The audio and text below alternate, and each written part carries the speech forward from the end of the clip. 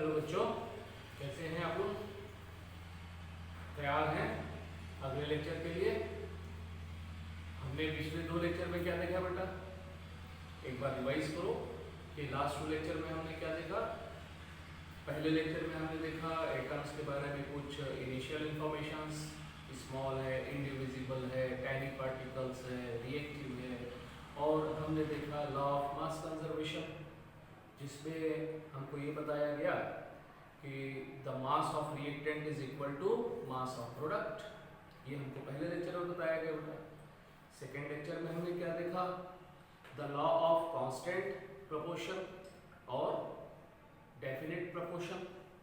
तो ये हमको क्या बताया बेटा कि अगर मान लीजिए 2 या 2 से अधिक एलिमेंट एक दूसरे के साथ मिल रहे हैं तो जो कंपाउंड बनता है उसमें by mass and by number ratio always क्या होते हैं बेटा? फिक्स होते हैं और सिंपल रेशो में होते हैं। ये हमने 2 लेक्चर्स में देखा, जिसमें हमने एग्जांपल देखा किसका? H2O का देखा, CO2 का देखा। अब इसी में बेटा देखो, आपके पास में वर्कशीट है क्लास 9 का, और अगर आप इस वर्कशीट पर ध्यान देते हैं तो एटम्स एंड मॉलिक्यूल्स का अगर आप ओपन करें स्टार्टिंग में तो यहाँ पर आपके पास है बेटा एक्सरसाइज नंबर 7.1 दिया हुआ है ना? क्या दिया हुआ है बेटा? Exercise objective DPP 7.1। किसकी बात कर रहा हूं मैं? Objective DPP 7.1। अब इस 7.1 में आप जो है question number 3, then question number 4, question number 5, question number 6, question number 7, फिर पीछे अगर आप इसको टर्न करें पेजेस को तो क्वेश्चन नंबर 10 भी आप बना सकते हैं बेटा। इसका तो मैंने एग्जांपल में लिया था, है ना? Calcium carbonate heated is waves, ये मैंने किस में लिया था? लॉ ऑफ फिक्स्ड प्रोपोर्शन में लिया था बेटा। तो ये एग्जांपल्स आप बना सकते हैं और हम एक बार इसको ट्राई भी करते हैं बेटा। इस वीडियो को क्या करना, ये क्वेश्चन मैंने लिखा, इसको पॉज करना और पॉज करके आप इसको बनाना बेटा। इससे आपको पता चल जाएगा, और अगर नहीं बनता है तो मेरा ये सॉल्यूशन जरूर दे दो, ठीक है? जैसे क्वेश्चन नंबर 3 है बेटा, है ना? क्वेश्चन नंबर 3 क्या बोल रहा है? All samples of carbon dioxide contain carbon and oxygen in the mass ratio 3:8. This is in agreement with the law of, बेटा जितने भी CO2 हैं उसमें कार्बन और ऑक्सीजन का रेशो 3:8 ही होगा। ये हमने प्रूफ किया था बेटा। किस लॉ में प्रूफ किया था? ये हमने प्रूफ किया बेटा constant proportion, law of constant proportion. तो यहाँ पर ये हमारा, इसका आंसर क्या होगा बेटा? बी ऑप्शन आएगा इसका आंसर, है ना? हमने इसको पढ़ा हुआ है। अब क्वेश्चन नंबर 4 देखो बेटा। क्वेश्चन नंबर 4 में क्या बोल रहा है? When the 5 gram of calcium, calcium का सिंबल Ca होता है बेटा, is burned with 2 gram oxygen, then 7 gram of calcium oxide CaO 7 gram is produced. What mass of calcium oxide will be produced when 5 gram, अब यहाँ पर फिर से क्या ले लिया गया बेटा? 5 gram of calcium react with 20 gram of oxygen, तो कैल्शियम ऑक्साइड का कितना मास बनेगा? अब देखो ये बड़ा मजेदार क्वेश्चन है बेटा। मजेदार क्वेश्चन क्यों है? तो इस चीज को आप देखो कि यहाँ पर 5 + 2 को करके कितना बता दिया बेटा? 7 ग्राम। ठीक है, हमने जैसे पढ़ा था the mass of reactant is equal to mass of product. तो mass of reactant 5 gram, mass of reactant 2 gram. तो 5 + 2 7 ग्राम। तो बनने वाले प्रोडक्ट का मास कितना होगा बेटा? 7 ग्राम होगा। ये लॉ ऑफ मास कंजर्वेशन से दे दिया। अब यहाँ पर कैल्शियम के मास को तो कांस्टेंट रखा, कोई इंक्रीज या डिक्रीज नहीं हुआ, लेकिन इसको क्या किया बेटा? इसको इंक्रीज कर दिया। 2 ग्राम से कितना कर दिया? 20 ग्राम कर दिया, है ना? 20 ग्राम कर दिया, 10 टाइम्स बढ़ा दिया। तो क्या यहाँ पर आंसर 25 ग्राम आना चाहिए? तो मेरे को लगता है कि 25 ग्राम आना चाहिए, but actually 25 gram is not the correct answer बेटा।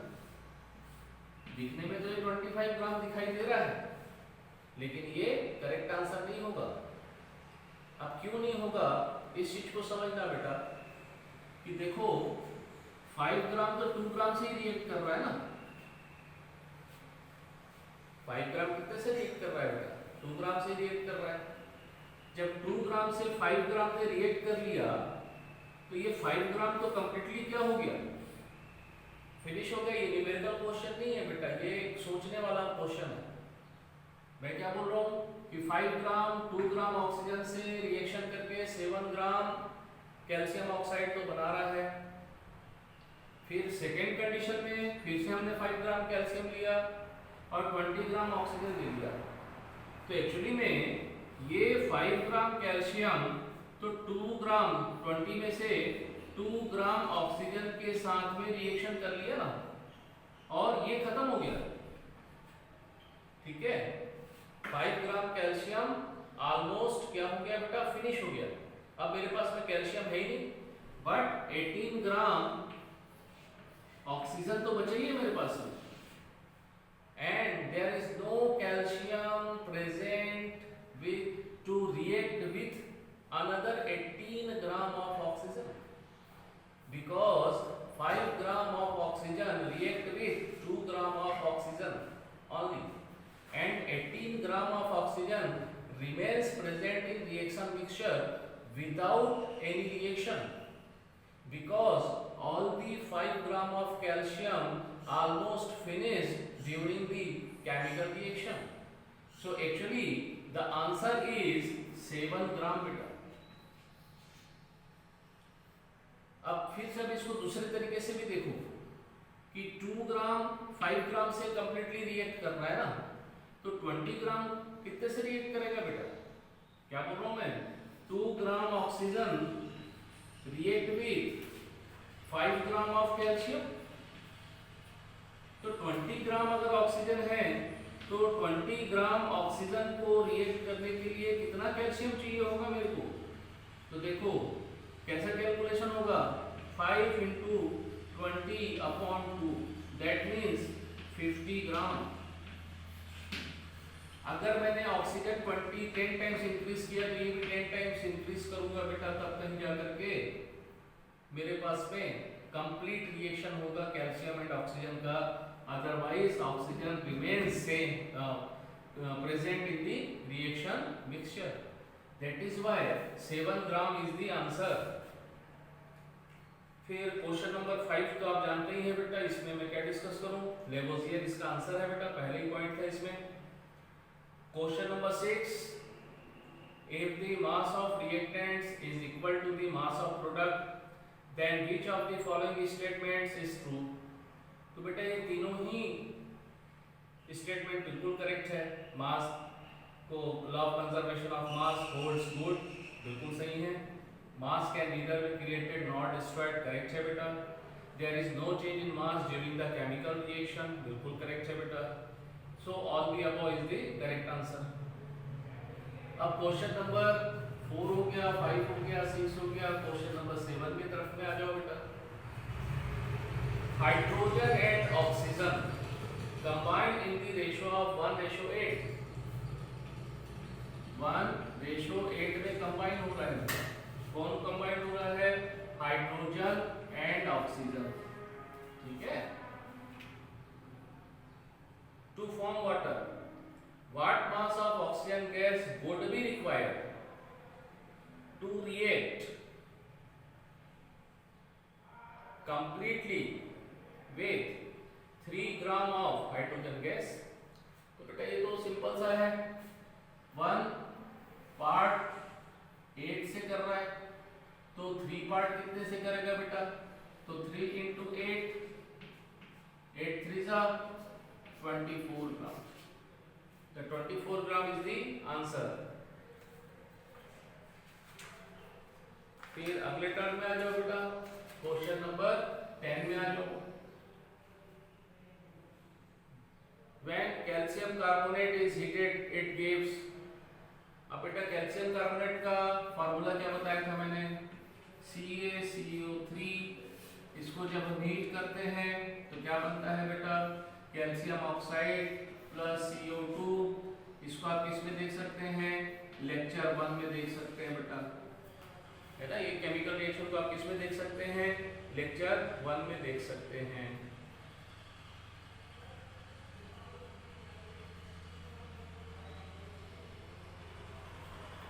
अब सब्जेक्टिव क्वेश्चन देखो बेटा, subjective question number 1, if 100 gram of pure water taken from different sources is decomposed by passing electricity। तो अब देखो बेटा, ये मैं किस में आ गया? Subjective number, subjective 7.2 question number 1। तो सबसे पहले तो आप ये देखो कि इलेक्ट्रिसिटी पास होने से होता क्या है वाटर में, कि H2O को जब हम इलेक्ट्रिसिटी पास करते हैं बेटा,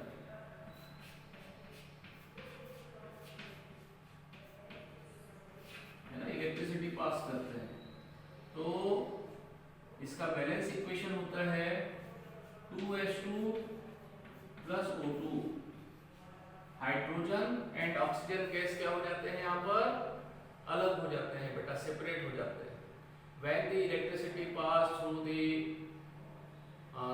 water, then the hydrogen and oxygen gas obtained। ठीक है बेटा, तो ये रिएक्शन होता है। अब 100 ग्राम में से 11 gram of hydrogen, 11 gram of hydrogen and 89 gram of oxygen always obtained.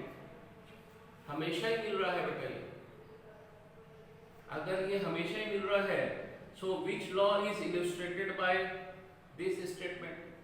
So the law of fixed proportion और the law of constant proportion. क्यों? क्योंकि ये प्रपोर्शन तो ऑलवेज कैसा है बेटा? फिक्स है ना। ये कैसा फिक्स है? कैसा है? फिक्स्ड है बेटा। ये हमेशा ही मिलेगा, मतलब इसी रेशो में मिल रहा है मेरे को, तो फिक्स रेशो में मेरे को मिलेगा। फिर क्वेश्चन नंबर 2 को भी हम नहीं करेंगे क्योंकि डाल्टन्स एटॉमिक थ्योरी हमने नहीं किया है। क्वेश्चन नंबर 3, क्वेश्चन नंबर 4, ये आपके लिए मैं होमवर्क दे रहा हूं बेटा। पोटेशियम क्लोराइड KClO3 बेटा, पोटेशियम क्लोराइड का फार्मूला होता है। पोटेशियम क्लोराइड बेटा KCl होता है और ऑक्सीजन बेटा O2 होता है। ठीक है, तो हम इसको करेंगे बैलेंस लाइक दिस। ये this is the balance chemical equation. अब इसी में आपको क्या करना है बेटा? क्वेश्चन सॉल्व करने हैं। Copper oxide CuO, question number 4 के लिए बेटा कॉपर ऑक्साइड है ये दोनों क्वेश्चन को आप सॉल्व करने की कोशिश करिए। इन दोनों के सॉल्यूशन मैं आपको नेक्स्ट लेक्चर में दूंगा बेटा, बट आप इसको कोशिश करें। ठीक है, तो ये आपके वर्कशीट का DPP नंबर 7.1 एंड 7.2 इसके कुछ क्वेश्चंस हमने अभी देखे इस लेक्चर में। अगले लेक्चर में हम डाल्टन्स थ्योरी में बात करेंगे।